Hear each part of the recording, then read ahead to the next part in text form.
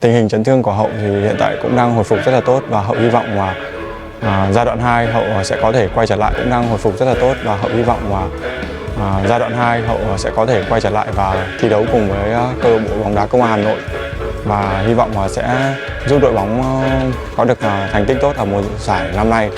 Dulu sempat mempertanyakan soal kualitas bahkan cenderung meremehkan, kini pemain andalan timnas Vietnam Doan Van Hau mulai menyadari, ternyata pemain naturalisasi timnas Indonesia benar-benar memiliki kualitas di atas pemain Asia. Bahkan saat ini, Van Hau mengaku tidak malu ingin menyerap ilmu dari mereka.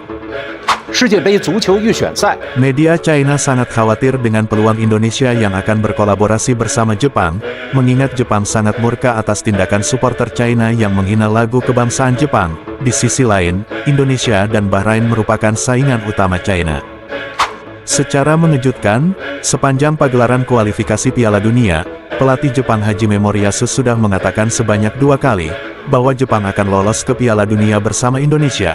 Akankah timnas Jepang meluapkan rasa jengkelnya pada China dan Bahrain yang sudah merendahkan lagu kebangsaannya, dengan cara menguntungkan posisi Indonesia? Sebelum kita bahas, mohon disimak hingga selesai, agar Anda dapat memahaminya secara utuh. Berikut berita selengkapnya yang sudah kami rangkum.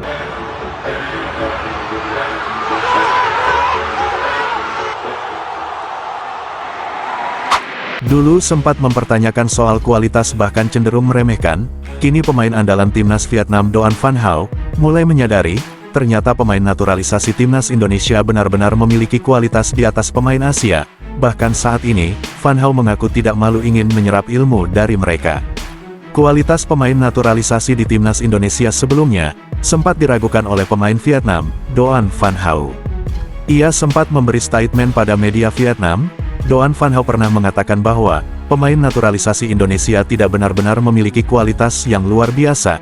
Ia juga berpendapat, para pemain Vietnam bisa bersaing dengan para pemain naturalisasi Indonesia. Berikut ungkapan Doan Van Hau saat meremehkan kualitas pemain berdarah Indonesia. Jika para pemain naturalisasi Indonesia itu benar-benar berkualitas, maka mereka seharusnya bertahan di Belanda, atau setidaknya mereka tergabung di negara-negara sepak bola yang lebih maju di Eropa lainnya, bukan justru menjadi pemain naturalisasi di Indonesia.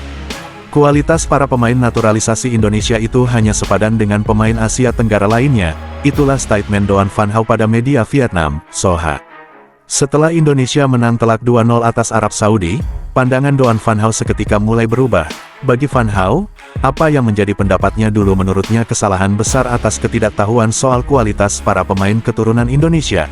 Dan saat ini, menurut pandangan Doan Van Hau ternyata pemain naturalisasi Indonesia memiliki kualitas tinggi. Jika tidak berkualitas, mana mungkin mereka bisa mengalahkan tim langganan Piala Dunia, sedangkan skuad Indonesia saja baru terbentuk.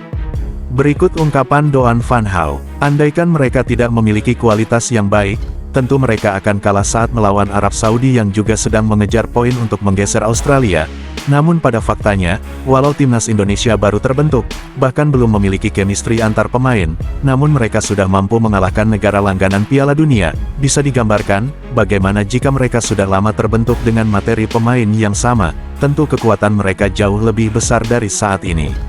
Itulah gambaran Van Hau saat ini, yang berbanding terbalik dari pernyataannya dulu.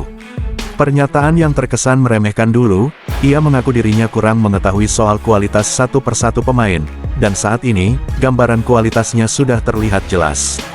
Namun, pandangan Doan Van Hau soal kualitas pemain berdarah Indonesia tersebut mulai berubah.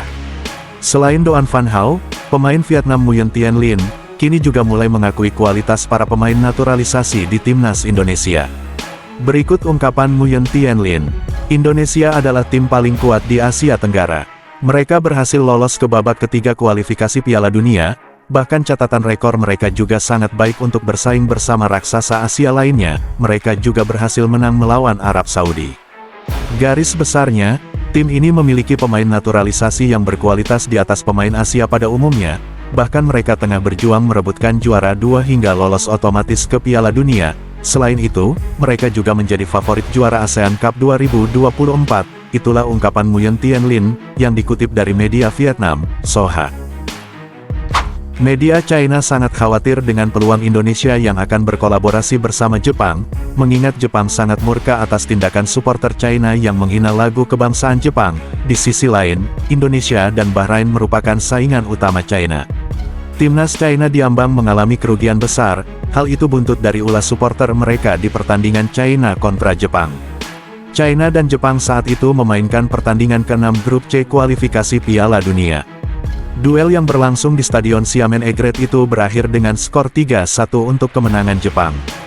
Berkat kemenangan tersebut, Jepang memastikan diri sudah menjadi negara pertama yang lolos ke Piala Dunia 2026, walaupun Jepang tidak bertanding atau kalah di 4 laga yang tersisa. Sementara timnas China menghuni dasar klasemen dengan torehan 6 poin. Meski mengantongi jumlah poin yang sama dengan 3 tim di atasnya, seperti Indonesia, Arab Saudi dan Bahrain, namun China harus rela menjadi tim juru kunci sebab China kalah dari selisih gol dan kalah dari segi head-to-head. Di balik kemenangan Jepang atas China, ada sejumlah insiden yang terjadi. Para supporter China mencemooh lagu kebangsaan Jepang sebelum pertandingan dimulai. Tak hanya merendahkan lagu kebangsaan Jepang saja, aksi supporter China yang menerobos lapangan dan penggunaan laser yang ditujukan pada pemain Jepang untuk mengganggu konsentrasi para pemain.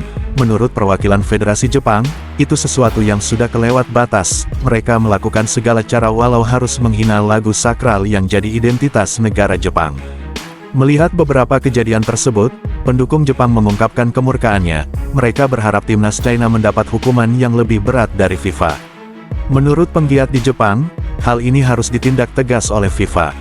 Sebelumnya, supporter Bahrain juga mencemooh lagu kebangsaan Jepang, tapi mereka hanya mendapat hukuman denda ringan. Federasi Bahrain hanya mengeluarkan denda 180 juta rupiah. Menurut perwakilan Federasi Jepang, hukuman sangat ringan dari FIFA tersebut tidak akan membuat dampak apapun, dan itu bisa saja terjadi setiap saat. Itulah ungkapan perwakilan Federasi Jepang. Federasi Sepak Bola Jepang berharap, agar Federasi Sepak Bola China bisa dihukum lebih berat dari hanya sekedar denda 180 juta, itu nilai yang sangat kecil bagi federasi yang mewakili sebuah negara. Federasi Jepang berharap, agar China dapat hukuman yang lebih mendapat efek jera, seperti hukuman pertandingan tanpa supporter, atau perpindahan venue di tempat yang netral. Jika FIFA merespon pihak Federasi Jepang tersebut, tentu ini akan menjadi kerugian besar bagi China. Dan menariknya, terlepas dari hukuman FIFA yang dianggap tak seberapa tersebut, yang justru membuat Federasi China sangat khawatir adalah, jika Jepang bermain mata dengan Indonesia. Itulah kekhawatiran terbesar bagi China, mengingat pertandingan Indonesia dan Jepang menjadi laga pamungkas penentuan poin hingga penentuan kedudukan klasemen urutan 2 hingga 6. Yang lebih mengejutkan lagi, menurut media China, Jepang nampaknya sangat murka dengan kelakuan supporter China dan Bahrain. Pasalnya, mereka benar-benar merasa, lagu kebangsaannya direndahkan di hadapan dunia yang pertandingan tersebut juga ditayangkan di hampir semua negara belahan dunia. Di sisi lain, hubungan antara Jepang dan Indonesia sangatlah harmonis, yang mana pelatih timnas Jepang Hajime Moriyasu juga pernah mengatakan, Jepang akan lolos ke Piala Dunia bersama dengan Indonesia. Bahkan pernyataan tersebut sudah diungkapkan Moriyasu sebanyak 2 kali selama pagelaran putaran 3 berlangsung. Lebih lanjutnya, dalam laporannya di media China, 163.com, media tersebut juga sangat khawatir, jika timnas Indonesia mendapatkan poin secara mudah saat bertandang ke markas Jepang di laga terakhir yang jadi penentu grup C. Sebagai informasi, Jepang sudah dipastikan lolos ke Piala Dunia, dan menjadi negara Asia pertama yang sudah mengantongi tiket di Piala Dunia 2026. Sedangkan menurut China, timnas Indonesia dan Bahrain dianggap sebagai pesaing utama bagi China, untuk memperebutkan posisi 3 atau 4 besar klasemen grup C. Jepang sudah memastikan diri mengantongi tiket ke Piala Dunia. Media China khawatir pasukan Hajime Moriyasu akan mengurangi kekuatannya saat melawan timnas Indonesia di laga pamungkas, dan kemungkinan besar, Hajime Moriyasu akan menurunkan skuad B saat menghadapi Indonesia, dengan intensitas pertandingan yang sangat rendah. Walau situasi itu menguntungkan Indonesia, namun bagi PSSI bersama skuad Garuda, mereka tak ingin menggantungkan harapan dari tim lain, mengingat, materi pemain Indonesia di 4 laga mendatang sudah semakin sempurna. Kehadiran oleh Romeni di 4 laga yang tersisa, akan segera menyempurnakan lini depan skuad Garuda. Timnas Indonesia akan berjuang secara mandiri, terbukti, dengan kerja keras PSSI yang tengah mempersiapkan penyerang lincah dan tajam seperti oleh Romeni. Tak hanya oleh Romeni saja, Bahkan PSSI juga tengah mempersiapkan gelandang tengah grade A, yang akan menemani Tom Hei menyuplai bola dan mengatur ritme permainan, yang namanya hingga saat ini masih dirahasiakan. Namun PSSI memastikan, di laga berikutnya, Timnas Indonesia akan tampil berbeda. Sejumlah pemain naturalisasi baru yang akan datang sudah tersedia di 4 laga yang tersisa. Tentu dengan modal materi pemain yang semakin sempurna, peluang Indonesia untuk merebutkan urutan 2 semakin besar. Ole Romeni berkolaborasi bersama Ragnar, dengan dukungan Marcelino dan Eliano Reinder, tentu lini depan skuad Garuda akan semakin siap untuk mengacak-acak pertahanan semua lawannya termasuk Australia. Tidak hanya dari segi materi pemain Indonesia yang semakin mendukung. Andai berita media China yang khawatir jika Jepang akan melonggarkan poin Indonesia, jika itu terbukti benar, maka mimpi Indonesia akan menjadi kenyataan tampil di Piala Dunia, sekaligus membuktikan ucapan Moriyasu yang mengatakan, Jepang akan lolos ke Piala Dunia bersama Indonesia. Dari berita kekhawatiran media China tersebut, terdapat spekulasi kuat, akankah Timnas Jepang meluapkan rasa jengkelnya pada Timnas China dan Bahrain, dengan cara menggandeng Indonesia lolos bersama menuju Piala Dunia 2026. Jika itu terjadi, maka Indonesia akan mencatatkan sejarah negara Asia Tenggara yang pertama kali tampil di Piala Dunia, menarik untuk dinanti. Sebelum meninggalkan tayangan ini, silakan Anda subscribe channel YT Real ini, agar Anda terus mendapatkan berita perkembangan serta informasi jadwal pertandingan Timnas Indonesia selanjutnya. Sampai jumpa di tayangan berikutnya, bye YT Real.